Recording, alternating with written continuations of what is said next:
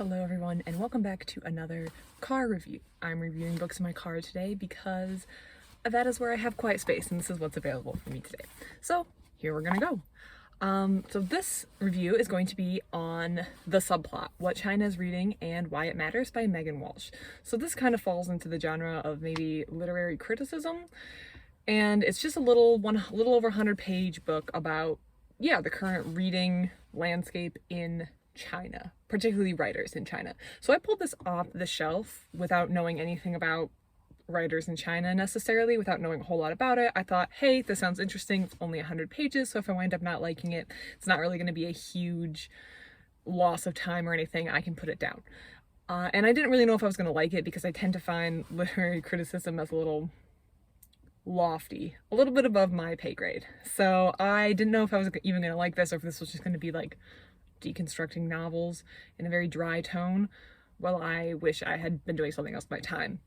And I was pleasantly surprised. I was more than pleasantly surprised. This book actually garnered a 5-star review for me. I was totally captured by this book. It was so interesting and just a completely enjoyable read. I really liked Megan Walsh's she seems very knowledgeable, but she also seems very approachable in that this is geared for someone who doesn't have a lot of background in literary criticism. That being said, if you have a lot of familiarity with maybe like the writing culture in China, maybe you'll take away even more from this than I will. But my review is going to be based off from someone who hasn't really read a whole lot of fiction coming out of China, and this does primarily focus on fiction.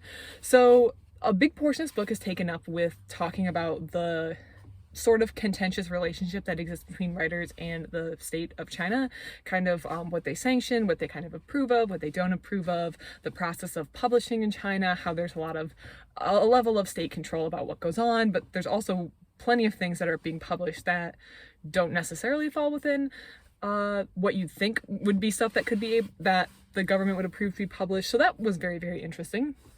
But the two sections that I thought were most interesting were these sections in the middle. And the first one was called The Factory, which is the business of online escapism. And it details this world of light novels which exist online.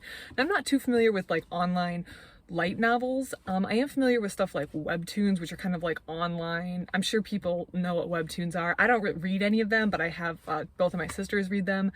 And they're kind of like, published, and you can read them as they go, and you can get them on an app and so on. So there's that, but for books was my understanding, or like novels. They're novels, and so people will write these chapters, and then you can follow them online and read them. And they come in a huge variety of different categories. So on one of the platforms, which include they list some platforms that are very popular in China: Eastern fantasy, immortal hero, martial arts, urban, science fiction, military, gaming, sports, history, ancient romance, modern romance, fairy tale, young romance, fantasy romance. And there's unofficial genres like tomb raiding, feudal lord, magic campus, apocalypse, native village, hot-blooded youth, career battle, fabricated history, ROC reminiscence, career beauty, gaming love. There's just this huge wide range. And they talk about the titles that are built to appeal to men and titles that are built to appeal to women, and kind of how they those titles play in with maybe the gender expectations of society at large. They also talk about the writers behind these big works of fiction. They talk about how you have to have written 100 chapters to even begin like being paid for your content. So writers tend to have to push out quite a bit of stuff. And these writers are writing an absolutely intense number of words per day to keep up with audience demand, basically. And this is, for many of them, like a full-time second job after they work their day job. I just thought that section was absolutely interesting. And for 100 pages, Megan Walsh really packs in a lot of information in a way that's very digestible, but very informative. And I thought that was done very, very well. So that whole section about the online light novels opened my eyes to a world that I wasn't really familiar with before this book, and was really, really interesting. And just discuss some of the problems with them, some of the interesting aspects of them, and was just really, really well done. The chapter right after that one was my next favorite one. So that was The Factory. The next one was Pushing Boundaries, Alternative Comics, Boys Love, and Ethnic Borderlands. This was just, this was more of stuff that existed on the fringe.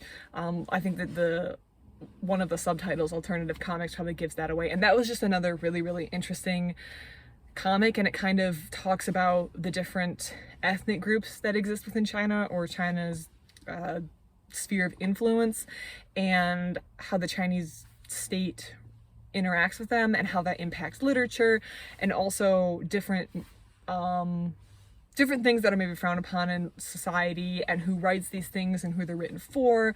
So like the boys love, they talked about the boys love movement and like the different styles within that, and how it's primarily written by women for women, and just a whole interesting world that I don't have a lot of experience with or know anything about, that was just so interesting. Again, I wanted to say this was a 5-star read. I really enjoyed this. I do not have a lot of background, again, on the kind of reading or books that are enjoyed in China, especially not currently, but this book was super accessible, and I think it was very informative, while also keeping it available to a reader like me who doesn't have a lot of background. I can tell that Megan Walsh is quite experienced with this, or at least she has quite a bit of knowledge with this, and I felt like she felt very comfortable in what she was saying. So I really enjoyed this. I would read anything else by her, because I really enjoyed her writing style and everything that she said, and this was a very pleasant surprise to pull off the shelf, expecting just something to keep me moderately entertained, or maybe learn a new fact or two and discover another 5-star read, which is a huge reason, little plug for public libraries, a huge reason why I love public libraries. No reason why you can't do this at a bookstore either, but just in a public library, you have the freedom to go in there, take a book off the shelf, try it risk-free. If you don't like it, you're not out any money, you just return it and someone else can enjoy it. So this was a really good book. I enjoyed it and I recommend it. If you've read this or are familiar with Megan Walsh or any of her works, please let me know.